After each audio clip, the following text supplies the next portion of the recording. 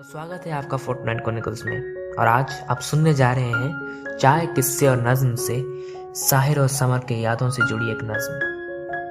Poetry by Satyabrata Swain, narrated by Satyabrata Swain and Devidatta Samal, presented by Subrata Kumar Swain. तो चलिए शुरू करते हैं। पहला किस्सा, वो कोई खास नहीं। यार सही में तुझे कितनी बार बोला है कि जब भी तू वो टेस्ट में लिखता है थोड़ा मेरी तरफ भी करके लिख ले। दिखता नहीं है कुछ यार ठीक से। और कितना तेरी तरफ करके लिखूं? वैसे तो मैं भी ठीक से लिख नहीं पाऊंगा। तो मैं क्या करूं? कितना मुड़ मुड़ के देखूं यार। ऐसे मुड़ मुड़ के ये साला गर्दन भी दर्द होने लगता है। हाँ तो तुझे इतनी तकलीफ हो रही है तो तू खुद क्यों नहीं लिख लेता? ओ बेटा जी, बोल तो ऐसा रहा है जैसे रोज खुद याद करके पूरे अच्छे बच्चे की तरह लिख देता है। खुद तो नोट के पीछे से देख के लिखता है और जब मैं थोड़ा देखने लगता हूँ तो मैम को उसी वक्त मुझे घूरना होता है।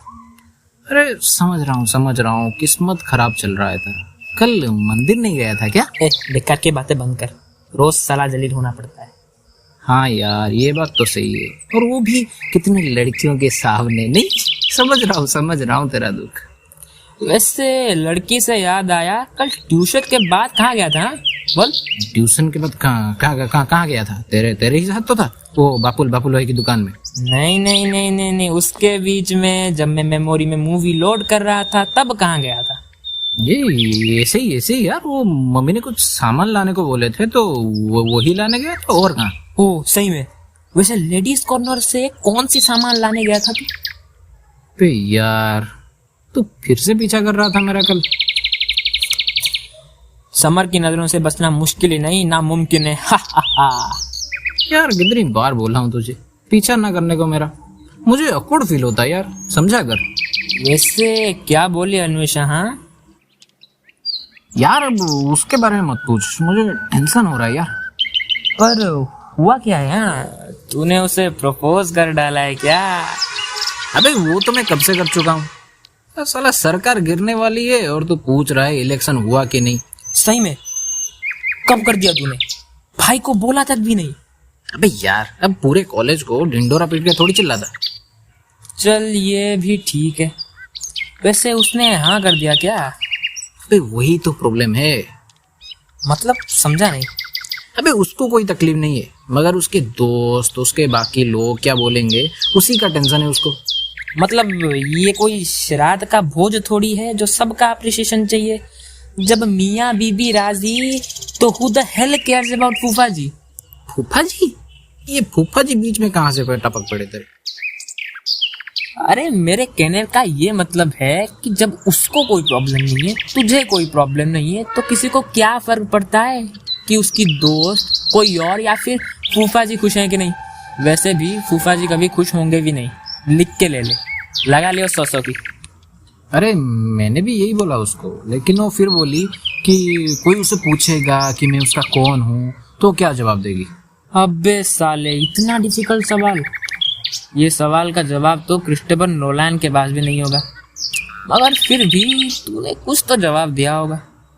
नहीं यार मैंने कुछ जवाब नहीं दिया, मैं बस एक नज्म लिख दिया। वाह सही में यार।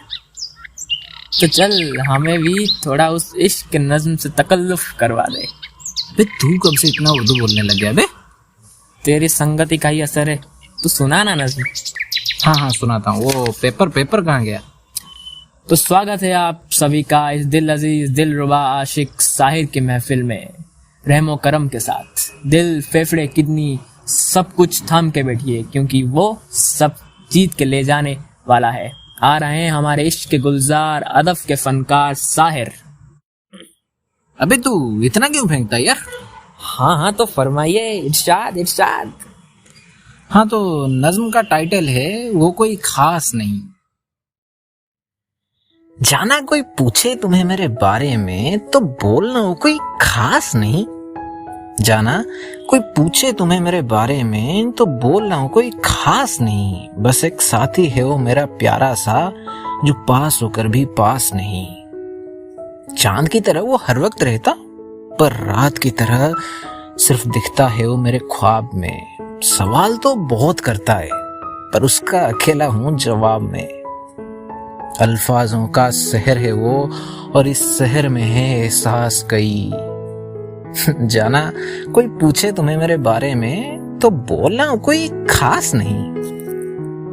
बोलना इश्क का दरिया है वो, और इस दरिया के किनारे मैं बैठी रहती हूँ। उसका उस खामोश सी चेहरे को जितना हो सके पढ़ती रहती हूँ। जाना मैं तुम्हारे पास हूँ कहकर हर वक्त जो मेरा साथ देता है वही है वो पागल शायर। हर पल मेरी खूबसूरती पर कुछ ना कुछ गुनगुनाता है।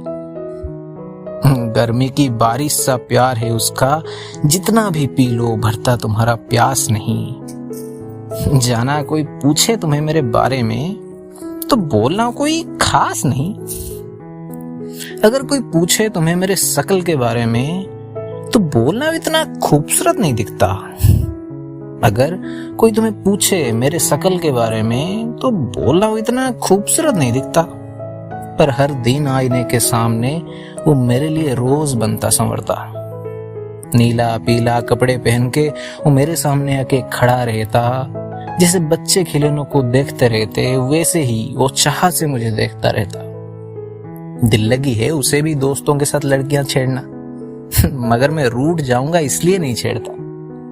जाना कोई पूछे तुम्हें मेरे शक्ल के बारे में तो बोलना वो इतना खूबसूरत नहीं दिखता।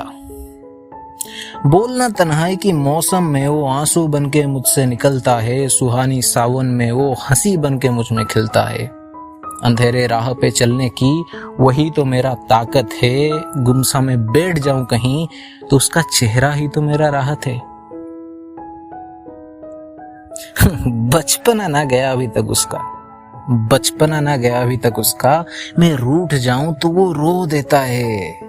सोने से पहले लोरियों की तरह रोज मुझे गाना गाने कहता है। खुली किताब सा है वो मेरा, जैसे उसके अंदर है कोई राज नहीं। जाना कोई पूछे तुम्हें मेरे बारे में तो बोलना वो कोई खास नहीं।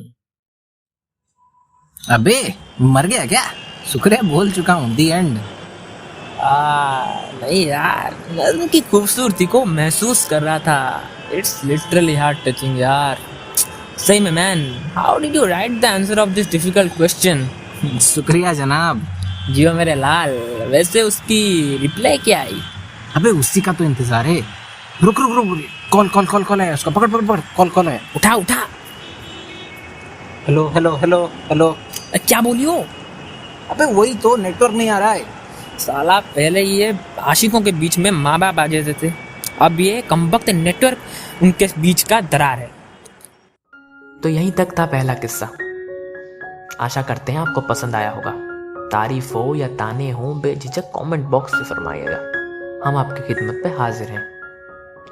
और अब आप हमसे सीधा जुड़ सकते हैं हमारे सोशल मीडिया प्लेटफॉर्म्स पर, जैसे इंस्टाग्राम, फेसबुक और टेलीग्राम, फुटनाइट क्रॉनिकल्स नाम के साथ।